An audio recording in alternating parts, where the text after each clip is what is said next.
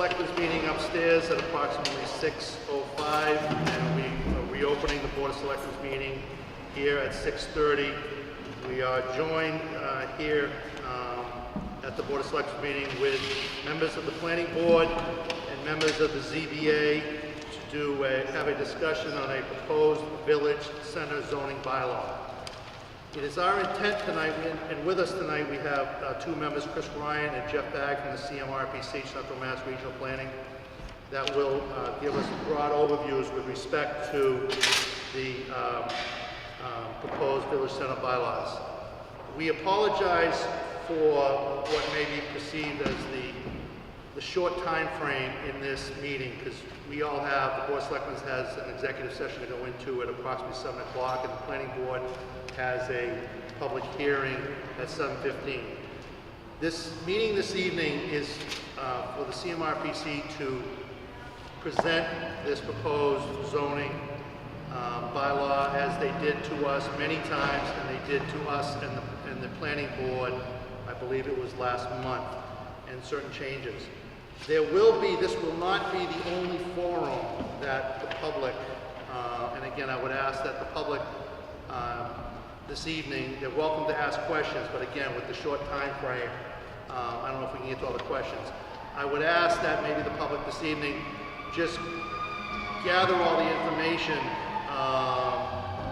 and we will be having an open public meeting, probably, I'm guessing, at the auditorium at the high school, probably end of September.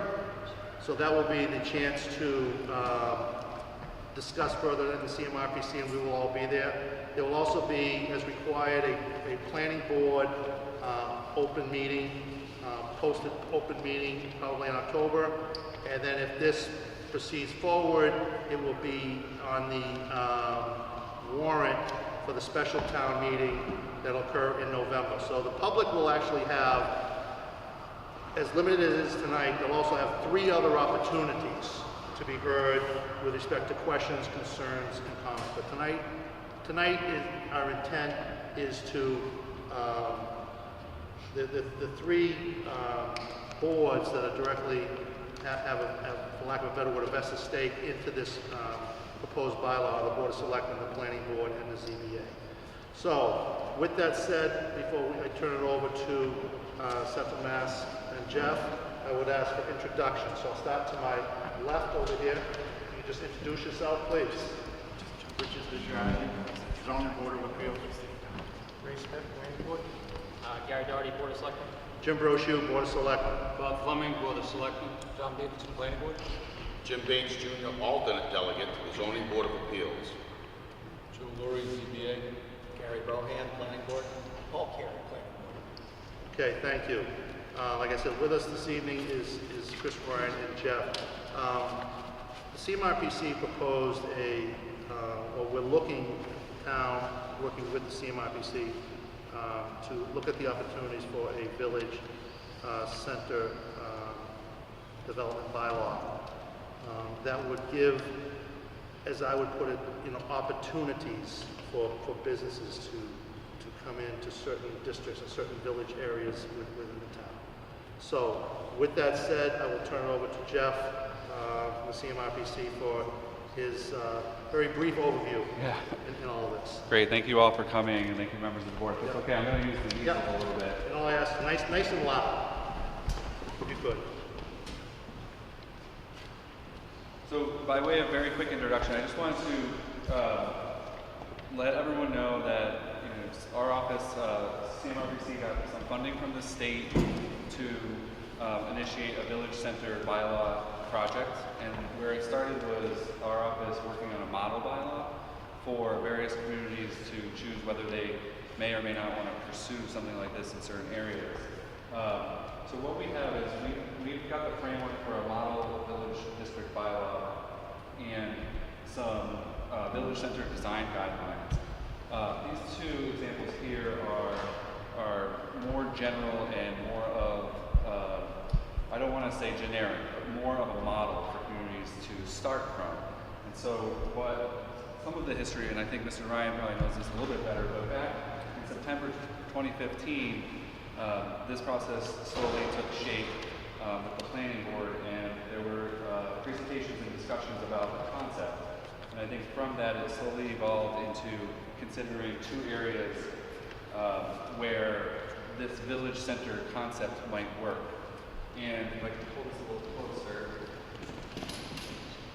there have been at least two drafts of the map, and the idea initially for Upton was to create a Village Center A and a Village Center B district. And in very general terms, the A district would be more in the commercial core areas. So in the vicinity of Hartford Ave and Main Street, where Dunkin' Donuts is, would be one of the core areas. And then in our vicinity here of Town Hall, where Fin and Feathers is, and you have the church, and you have the package store. So this is another central area where there's already some commercial activity. And initially there was a B district proposed that ran through the entire Main Street corridor. And after we looked at this more closely, we realized that the Main Street corridor area is more of that. It's more of a corridor, so it's longer and linear. And it didn't really fit with the concept of the Village Center model bylaw. And so some of the concepts within the model bylaw are to, over time, set the framework for redevelopment of properties. And the goal is, if you've been through so many of the New England towns in the centers, you have often a town hall or a civic area, so church, town hall, usually sometimes there's a small general store, and you'll know that when you drive through these towns, the first thing you notice is that all the buildings are up close to the street. Usually there's a sidewalk, buildings with glass and shops, and that is really some of what we're after with the Village Center bylaw, is a way to look at this in the future and set the stage for that development to reoccur. And so a lot of what we're trying to do over time is to reverse the automobile-oriented development. So as you drive through one of these beautiful centers, they're all over. You come through the civic center, you have town hall or a church, the buildings are up close, and that's a lot of what we're trying to set the stage for. And as you leave one of these centers, coincidentally, you often get an automobile repair shop or a gas station. So you get that first onset of some automobile orientation. And then from there, it's a pattern of development from generally the 50s and 60s, where you get the parking lots and you get the buildings in the back. And then you go on through town and it repeats itself. So one of the main things that the Village Center bylaw does is tries to pull any new buildings will be pulled closer to the street. And so there's some language in the text that gives you a required setback closer to the street, rather than some choice that a developer could pull a building back and put the parking in the front. The other main thing that happens with the Village Center concepts is to allow some residential uses. So a lot of these areas are symbolized by commercial zoning districts. And that's what enabled the automobile-oriented businesses in the 50s and 60s, but they discounted and did not allow residential uses to be there. And so across the country, what's happening is people are trying to come back to more urban areas, more village center areas where they could live potentially and walk to certain goods and services. So the opportunity for residential development is something that we're pulling into the Village Center district. So the Village Center district would potentially allow multifamily housing to some levels of density, which I'll touch on. And it would also allow mixed-use buildings. So if you envision 5, 10, or 15 years from now, that's what we're trying to do, is set the stage for a new development pattern in the future.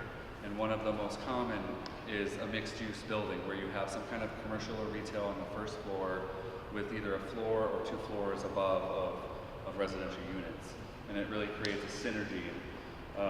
One of the summary points of the Village Center concept is to try to slowly reverse the automobile-oriented development and replace it with something that's more pedestrian-friendly.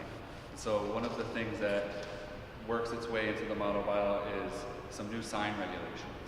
So the sign regulations generally pull down the giant, Citco sign that's 20 feet tall and pulls it down to a pedestrian-oriented height, 5 or 10 feet, or even smaller in some cases. And where you have buildings along the street, you want the signs to to be projecting out so that you can see them as you're either walking or slowly driving through.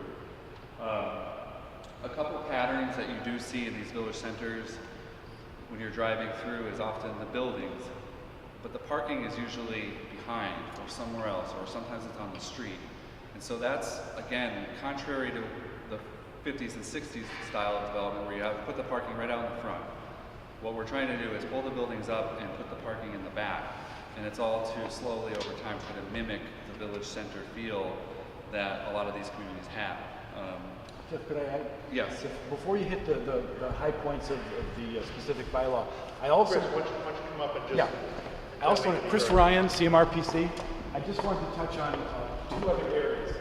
One thing is that we're trying to provide for a development pattern that not only provides what Jeff was talking about, but it's appropriate for New England.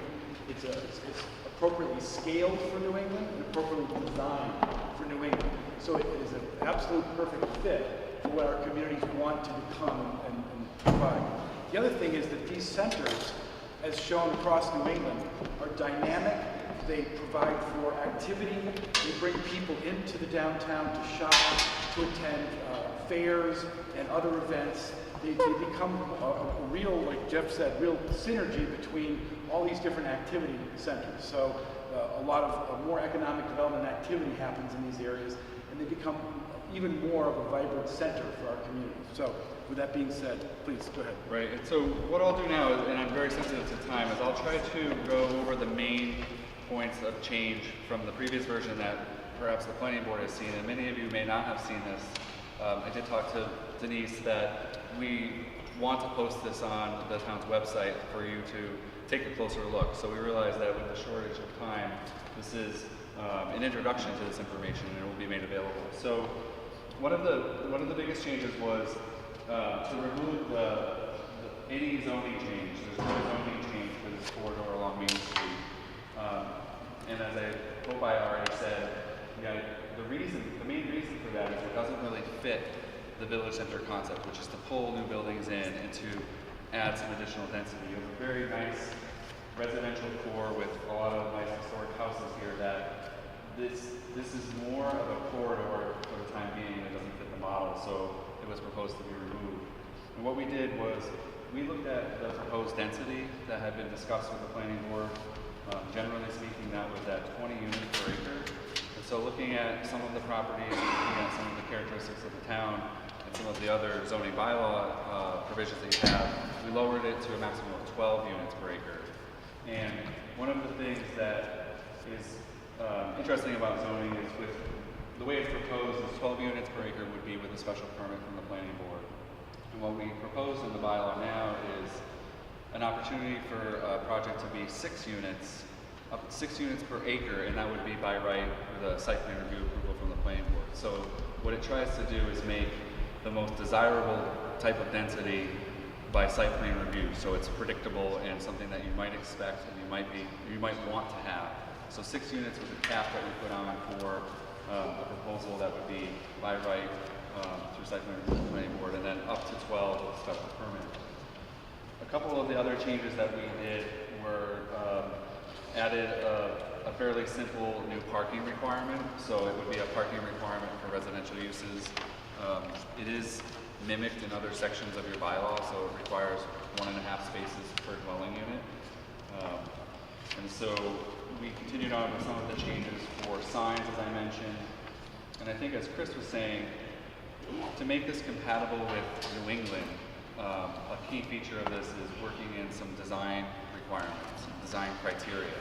And a lot of that looks at trying to mimic or resemble existing architecture and add features to buildings that will add the character that a lot of the buildings already have.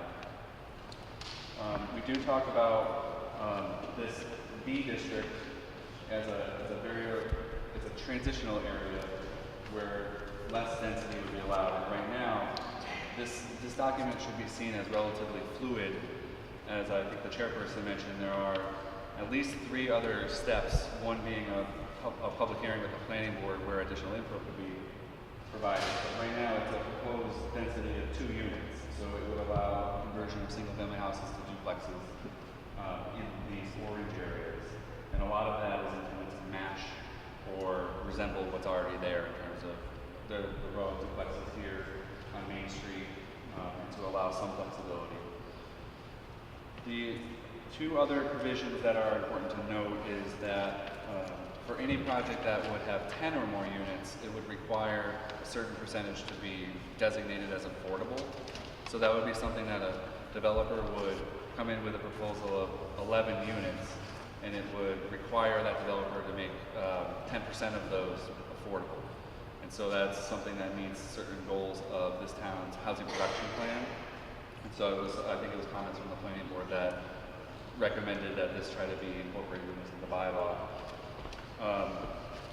One of the components of this would allow the planning board to have some flexibility in considering certain proposals. If for some reason there's some provision that just can't be met, and an applicant can make a legitimate argument as to why it should be waived or modified, that would give the planning board that, at least that option to do so. So if you think of some required setback for a building to be up close to the road, if for some reason it wasn't physically possible or it didn't work for some legitimate reason, the planning board could authorize some deviation from that. And I think that's an important component of this, and it's a component of most of the more progressive bylaws out there when you're trying to create this future scenario. There are several new use categories that are proposed. I won't go through them, but I think it's in the materials. And I think in the memorandum to the boards, it really does highlight the fact that the town's 2005 master plan really identified this area as a place to look at and focus and try to consider where you can make some certain zoning changes. So, you know, some of the highlights are objective to create village-scale zoning districts for town centers in West Main Street. So it's a very direct correlation to the master plan goal to encourage a compatible combination of small businesses and residences along Route 140. Establish retail and business size limitation, allow conversions of single families to duplexes, to allow with certain criteria multifamily housing, and then to create some design review guidelines for new development. So it seems like this is all of a sudden, but it was really born out of the 2005 master plan process that your town went through, and lo and behold, here we are in 2016, and it's taking some shape. So I think with that, I'll stop and remind everyone that we intend to put the materials online and have it available for further in-depth review. I'm going to open up to the board first. Members of the board, any questions that they may have?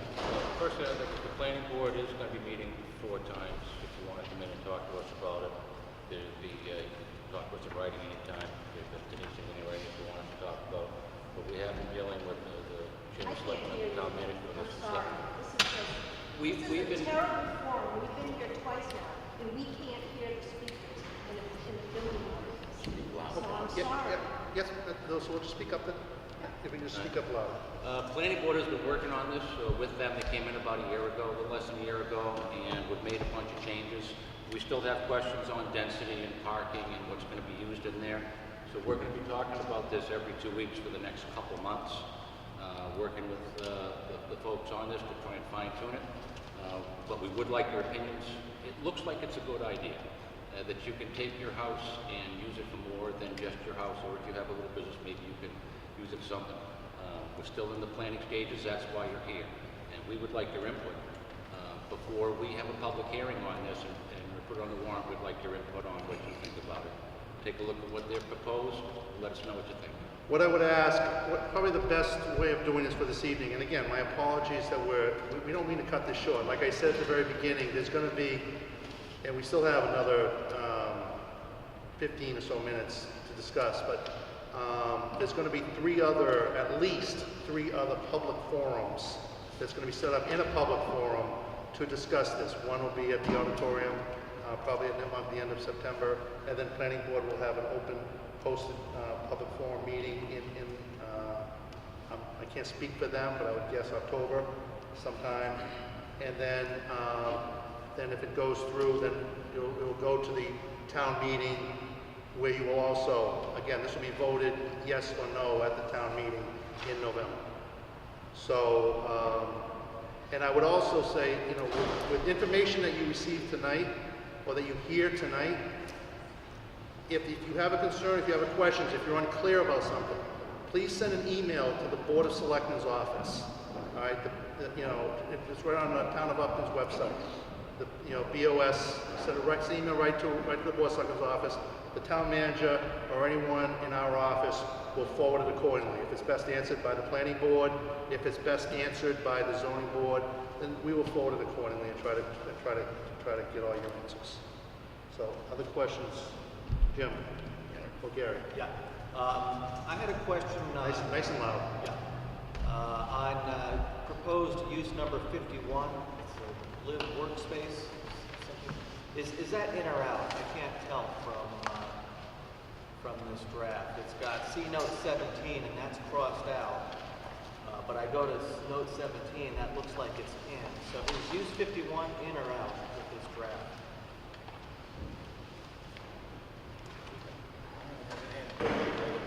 So you mentioned the note. So the note is crossed out. So this is where, if you do choose to look at this more in depth, what we have is incorporated the proposed changes into the existing bylaw. It's a little bit cumbersome to read, but it's in red line version, it's track changes, so you could see exactly what we're putting in and putting it out. And then there is a cleaner copy of just the proposed bylaw changes. So I think that what this says is live work, which is one of those that still would need to be defined. And I think that's what the planning board process would do along with the zoning board, is it gives it a yes, which is site plan review approval from the planning board in the A district. So again, that's going to be the district that allows more and it has more density potentially available, and then it would be a planning board special permit in this B district. So You want to make our job more difficult. It should be one or the other. We're going to get one process for both. Because one is by right, the site. Yep. Yeah, so, yeah, we can talk about that. I think so, and the key is for future discussions is if you really want something, and if the town really thinks that this is a good use in this area, you make it by right, by site plan approval. And if it's questionable or you want to have closer review or the potential opportunity to deny a request, then you make it a special permit. And that's just something that you will, and we can help work through with certain uses. So my question on note 17, is that in or out? It's, in the table, it looks like it's crossed out. Is that still? You just get, yeah.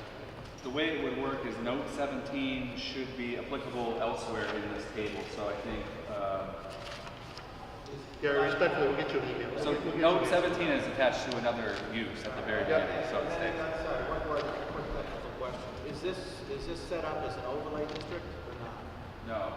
There is some language in there that says overlay, so you may want to take a look at that. Okay, thank you. That's fine, yes. Take one more question from up here, then open it up.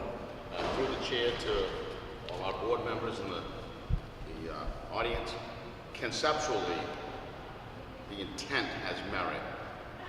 There is a significant amount of gray area on this.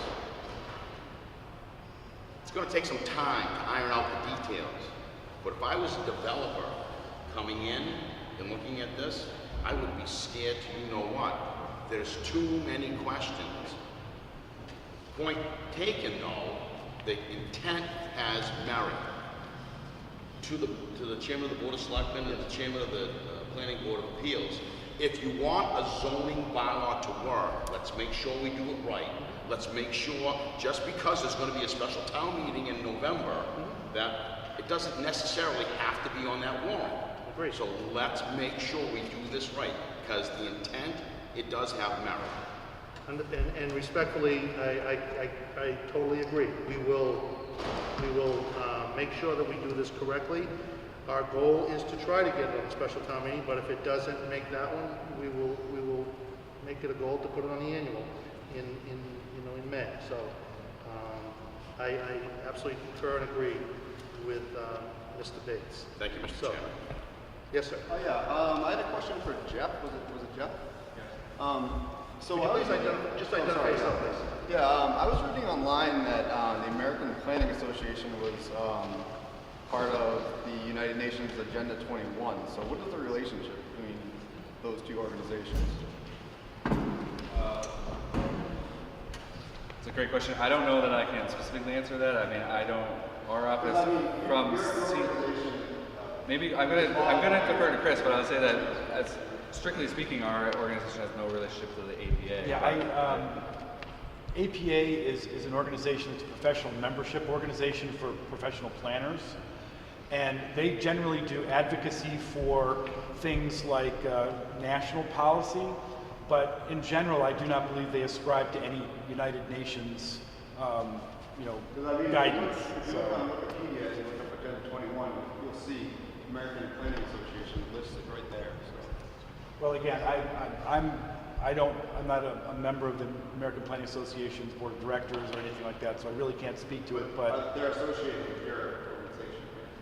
well, again, we're talking about a local bylaw, and we're professional planners that are trying to provide the best technical support for providing a great solution for the town, hopefully if you find it that way.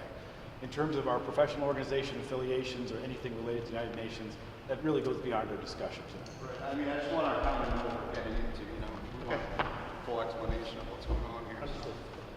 We've been dealing with Central Mass for 30 years. Yeah, they've been around for a long time. We contract, yearly salaries, yearly accounts, we paid them for years. They've been in our, working for us. Are there any other quick questions? Yes, ma'am. Karen Kearns, 18 Hazeltine Road. We were here just a couple weeks ago when they were trying to get zoning or whatever for buildings behind Pedersen's funeral home. That was denied. How will this change that denial? Would this open it up so that they could put those brick buildings? I don't believe there's any impact. Zero impact. If I could, through the chair, to answer the woman's question. Ma'am, Yes. this particular parcel behind Peterson's is not included in the concept of this village bylaw. But that doesn't preclude a developer from coming back in and proposing X amount of houses or another project there under existing bylaws. Right now, This has absolutely Zero nothing. impact. And again, I would encourage, there's a lot to digest, and again, I'm sure Chris and Jeff will be around at the end to take any questions, even though we have to leave to go to other meetings. But, ask some questions. Please forward through an email any questions or concerns you may have in the Board of Selectmen's office, and we'll respond or reroute those accordingly.